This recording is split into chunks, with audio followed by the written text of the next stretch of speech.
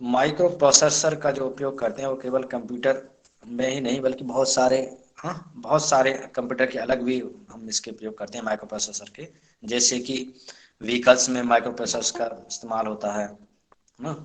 और इसके अलावा सिलाई मशीन है, माइक्रोवेव है, ओवन, हाँ, इलेक्ट्रॉनिक्स, गेम, इन सब में माइक्रो प्रोसेसर का प्रयोग किया जाता है। तो इसमें मैग्नेटिक मैग्नेटिक डिस्क तथा टेप के स्थान पर इन्होंने सेमीकंडक्टर मेमोरी का उपयोग इसमें करना शुरू कर दिया था। और रैम की क्षमता बढ़ गई और जिससे कि समय में भी बचत हुई, है ना। और जो कंप्यूटर कार्य था वो अत्यंत तीव्र गति से होने लगा। ठीक है। इसी दौरान GUI, ग्राफिकल यूजर इंटरफेस का विकास हुआ था, है ना, जिससे कंप्यूटर का जो इस्तेमाल था वो और भी आसान और सरल हो गया था ना। उसी समय पर MS विंडो, है ना, और Apple Mac OS operating system और अन्य भाषाओं का इस्तेमाल हुआ था। देखिए MS-DOS पुराने समय में यूज होता था, अब डॉस का कोई ज्यादा प्रयोग इस समय नहीं होता है क्योंकि हम सीधे सीधे कार्य विंडो पर ही कर लेते हैं अब, है ना। अब डॉस की जरूरत नहीं पड़ती है, कहीं कहीं आवश्यकता पड़ती है ना, लेकिन वैसे ज्यादातर कार्य विंडो से ही हो जाते हैं। तो इस सब के बाद ऑपरेटिंग सिस्टम जो है वो और ज़्यादा अच्छा हुआ और अन्य अन्य भाषाओं का विकास होने लगा। जैसे सी लैंग्वेज, हाँ, अन्य बहुत सारी लैंग्वेज का विकास इस समय होने लगा।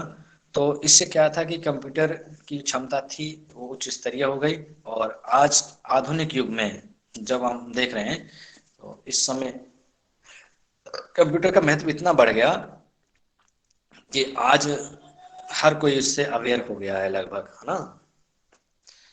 तो इसके बाद जो पांचवी पीढ़ी के कंप्यूटर आ रहे हैं, जो आज भी आ रहे हैं और अभी वही चल रहे हैं, है ना। तो फिफ्थ जनरेशन कंप्यूटर, इसमें क्या था कि very large scale integrated chip के स्थान पर, इंटीग्रेशन चिप के स्थान पर अल्ट्रा लार्ज स्केल इंटीग्रेशन का विकास इसमें हुआ। यानी ULSI का विकास पांचवी जनरेशन में कंप्यूटर के अंदर किया गया, है ना। तो इससे क्या हुआ कि इससे उसकी क्षमता जो है वो लगातार बढ़ती गई, हाँ। एक चिप द्वारा करोड़ों गणना, है ना, हम कर सकते थे। और इसी के साथ साथ सुपर कंप्यूटर का भी विकास हुआ, है ना। पर हम 10,000 जो हमारे यहाँ सबसे पहले सुपर कंप्यूटर बना, आप लोग जानते होंगे। तो इससे क्या हुआ कि भैया जो स्टोरेज का सिस्टम था वो एकदम से बढ़ गया, हाँ। CD, और CD के बाद फिर ये आपकी पेन ड्राइव वगैरह सब शुरू हो गई, है ना। और इसके साथ ही इंटरनेट, ईमेल, हाँ, इस सब का विकास हो गया। और हमारे बहुत सारे, कोई भी ऐसा क्षेत्र नहीं है जो कंप्यूटर से अछूता हो। हर क्षेत्र में आप कंप्यूटर का प्रयोग करते हैं, चाहे, हाँ, चाहे वो बिजनेस का क्षेत्र हो, चाहे व्यवहारिक क्षेत्र हो, है ना, पढ़ाई का क्षेत्र हो, चाहे जो क्षेत्र हो, सभी क्षेत्रों में कंप्यूटर का प्रयोग नित्य प्रतिदिन बढ़ता जा रहा है, हाँ? और धीरे धीरे जैसे अब आज हम देख रहे हैं कि हम लोगों का की लाइफ बिना स्मार्टफोन के एकदम अधूरी रह हो गई है, हाँ? कोई भी घर ऐसा नहीं होगा जहाँ स्मार्टफोन ना हो। ऐसी संभावना बहुत कम है, बहुत मुश्किल से कोई भी ऐसा घर होगा जहाँ स्मार्टफोन ना हो। सभी में स्मार्टफोन, चाहे छोटा हो चाहे बड़ा हो, चाहे कम पैसे का हो चाहे ज्यादा पैसा का हो, लेकिन मजबूरी आदमी की हो गई है कि स्मार्टफोन चाहिए।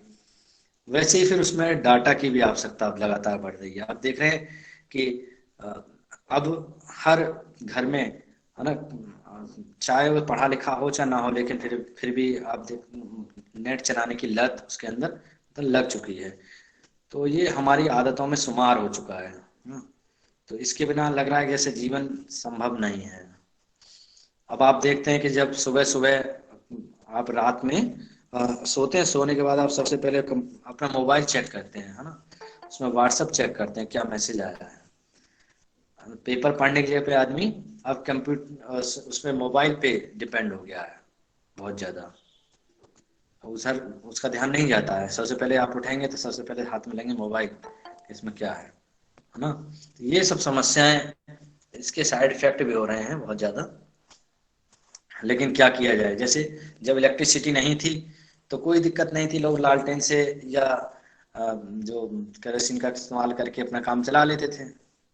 और जब इलेक्ट्रिसिटी आ गई तो उसके बाद से धीरे धीरे आदमी उसी पर डिपेंड हो गया। अब हर चीज हर कार्य मशीन से होने लगा।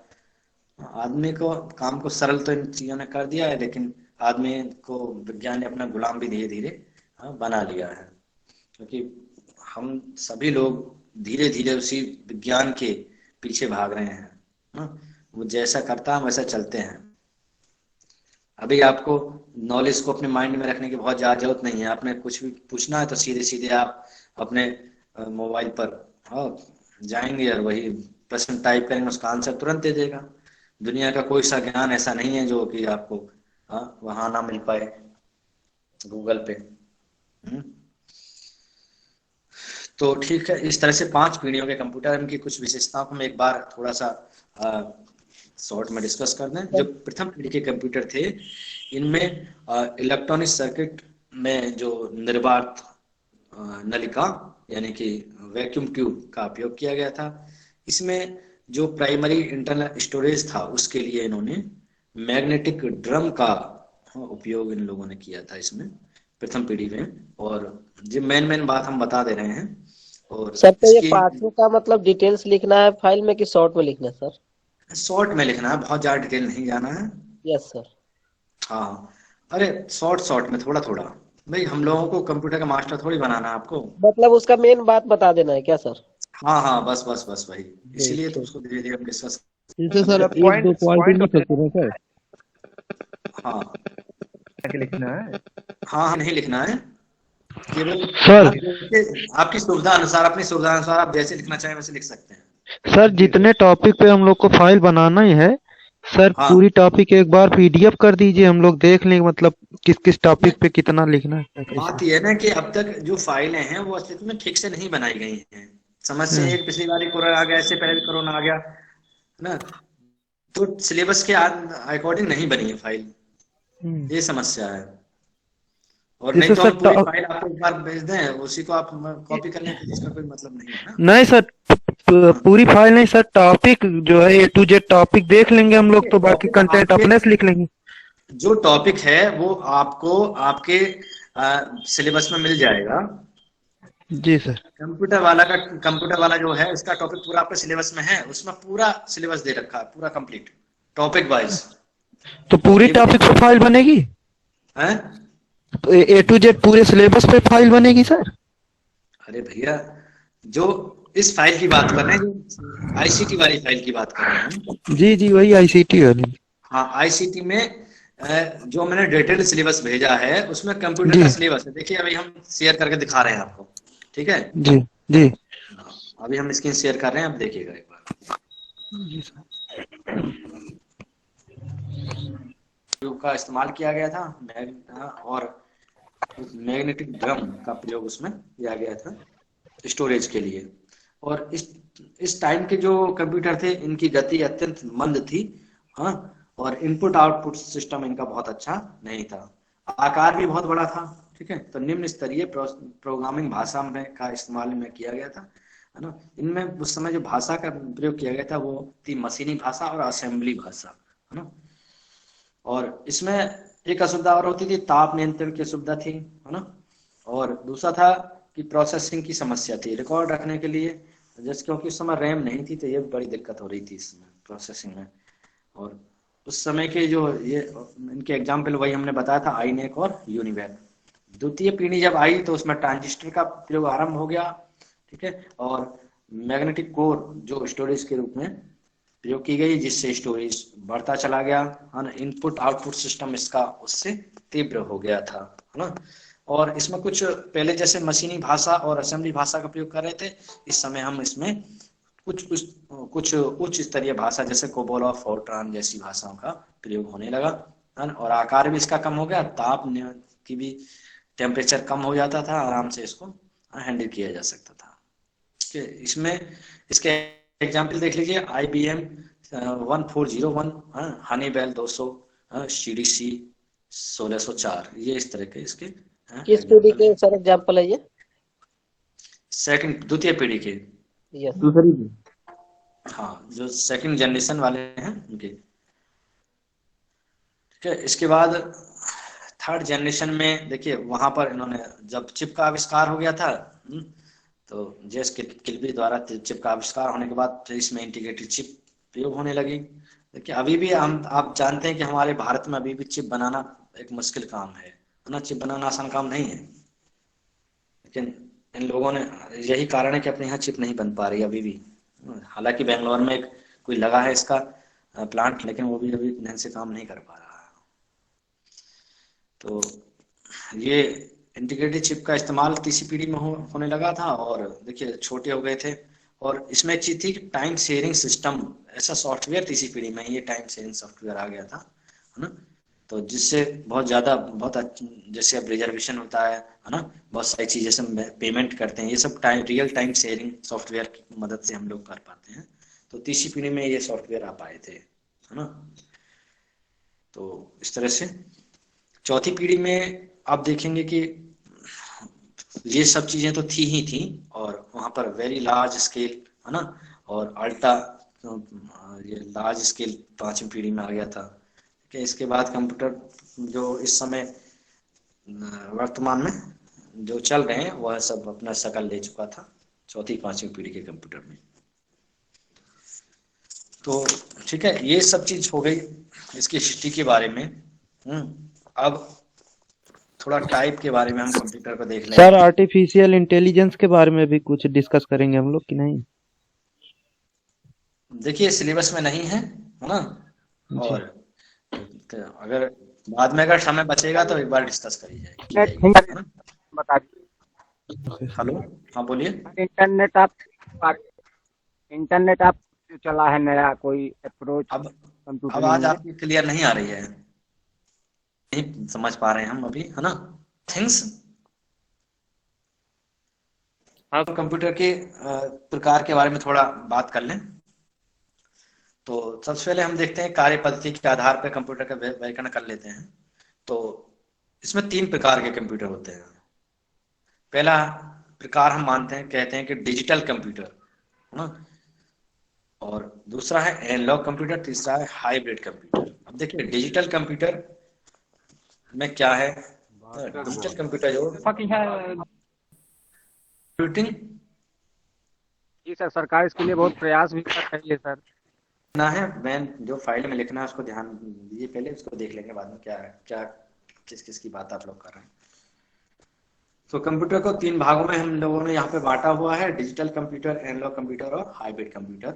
ये कार्य क्षमता के आधार पर, कार्य पद्धति के आधार पर 3 भागों में बांट दिया जाता है। तो जो डिजिटल कंप्यूटर था इसमें आंकड़ों को इलेक्ट्रिक पल्स के रूप में निरूपित किया जाता था, यानी 0 और 1 से। कि 0 और 1 जैसे गेट होते हैं ना, एंड गेट और गेट नॉर गेट, इस तरह से थे ना उसमें, जो आपने बीएससी में लोगों पढ़े होंगे आप लोगों ने, हो सकता है इंटर में भी हो। बाइनरी सिस्टम है सर। हाँ बाइनरी सिस्टम है। तो यही डिजिटल कंप्यूटर में यूज होता है।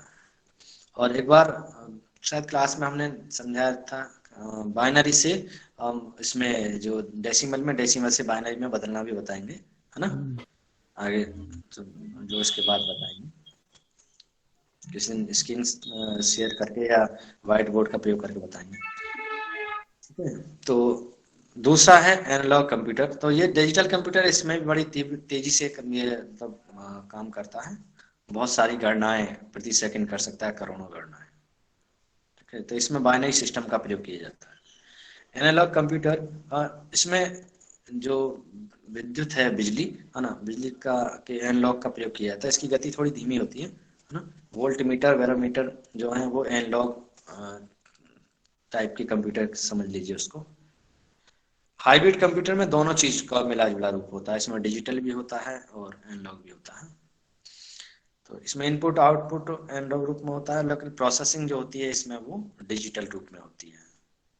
तो इस तरह से इन 3 प्रकार के कंप्यूटर कह सकते हैं। और भी बहुत सारे प्रकार कंप्यूटर हो सकते हैं, जैसे और कंप्यूटर के प्रकार देखिए आकार के आधार, mainframe computer, mini computer, micro computer, है ना, personal computer, laptop, palmtop, ये सब हम कह सकते हैं। इन सब चीजों को बहुत सारे प्रकार हो सकते हैं। सुपर कंप्यूटर, है ना। ये सब भी लिखना है क्या सर? हाँ टाइप, जैसे अब टाइप एक बार लिख लीजिए, जिस हाँ किस टाइप टाइप। जरूरी नहीं कि उनके बारे में लिखना, केवल टाइप लिख दीजिए, है ना। तो सर टाइप में डिजिटल, एनालॉग और हाइब्रिड लिख देंगे, केवल 3 के बारे में तो हो जाएगा। हाँ, इनके बारे में लिख सकते हैं, और अन्य अगर और अन्य टाइप अन्य वर्गीकरण और अलग तरह के लिखना है, मान लीजिए एक और वर्गीकरण लिखना चाहें तो अलग वर्गीकरण लिख दीजिए, जैसे आकार के आधार पर आप लिखना चाहें, है ना। जैसे ये मेन फ्रेम कंप्यूटर है, मिनी जैसे कंप्यूटर मेन है। फ्रेम वगैरह लिख दें सर उसमें। हाँ हाँ हाँ, पीसी पर्सनल कंप्यूटर है, लैपटॉप वगैरह, ये सब आप उसमें लिख सकते हैं। ठीक है, तो पहले चैप्टर में ये चीज लिखने के बाद आप फिर जो कंप्यूटर के जो पहला कंप्यूटर आता था, मतलब अभी भी आ रहा है, उसमें जो उसके पार्ट हैं, पार्ट्स के बारे में लिखेंगे। ठीक है, और उनका एक चित्र भी आप उसके साथ लगाएंगे। कंपोनेंट जो है उसके कंप्यूटर के, उनके बारे में लिखेंगे और चित्र भी लगाएंगे। जैसे अगर आपने माउस के बारे में लिखा है तो माउस का चित्र लगाया, ऐसे मॉनिटर के बारे में लिखा है तो मॉनिटर का भी एक चित्र आप लगाएंगे। सर ये जी जो बता दें कंपोनेंट कंप्यूटर की, हाँ, तो ये उसके बारे में, जैसे कि हम ये हार्डवेयर उसमें जो भी दिख रहा है सामने कि मॉनिटर क्या है ना, और तुम्हारा सीपीयू क्या होता है, ठीक है, और ये माउस क्या होता है, यूपीएस क्या होता है, इस सब के बारे में आप जो हार्डवेयर दिखाई दे रहा है उसके बारे में आप लिख लेंगे। ठीक है, और उसका चित्र भी आप एक उसमें लगाएंगे। तो इतना काम करने के बाद जब आप इतना कुछ कर लेंगे, उसके बाद फिर से आपका जो दूसरा पोर्शन है उसमें सर, जो ये फिगर है इसे कैसे बनाना है, पेंसिल से या फिर कहीं से चाहे तो पेंसिल उसका। से बना सकते हैं, या जैसे कंप्यूटर की फिगर की एक आप वो ले सकते हैं वहां से, दुकान से एक पूरा चार्ट खरीद सकते हैं, इसमें कंप्यूटर की फिगर आपको मिल जाएगी, जी है ना। सर। हाँ, जी जी। तो दुकान से चार्ट भी खरीदा जा सकता है, या आप पेंसिल से फिगर ड्रॉ भी कर सकते हैं, जैसे आप सुविधाजनक समझें। ठीक है, तो ये आपका जो पहला है, फाइल का जो पहला चरण है, मतलब पहला पोर्शन है, वो पूरा हो जाएगा इसी में। उसके बाद दूसरा जो है उसको हम कल शुरू करेंगे, उसके बाद एमएस वर्ड। ठीक है, लेकिन इससे पहले भी हम कुछ थोड़ी चीज और डिस्कस करना चाहते हैं, जैसे इनपुट आउटपुट सिस्टम, हाँ, और थोड़ा तो इसकी इनको भी जानना बहुत जरूरी है ना। तो प्राइमरी मेमोरी, सेकेंडरी मेमोरी क्या है, ये सब थोड़ा थोड़ा बट डिस्कस हो जाएगा, तो ये चीजें भी क्लियर हो जाएंगी। ठीक है, तो यस सर। हाँ, एक कॉल आ रही है तो आज ठीक है, आप लोग लेफ्ट कर लीजिए। और सजल सजल किधर है, सजल? सर सजल पटेल, सजल पटेल हैं, ज्वाइन हैं? हाँ सर, ज्वाइन की।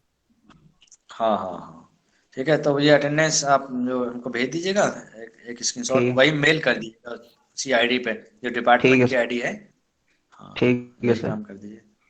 ठीक है, हाँ, और बाकी ये कल फिर क्या है, देखिए मैथ वाले लोग हैं, मैथ और साइंस वाले, है ना, तो उनकी क्लास अगर आज हम वहाँ नहीं गए अम्बेडकर नगर, तो उनकी क्लास हम कल स्टार्ट करेंगे।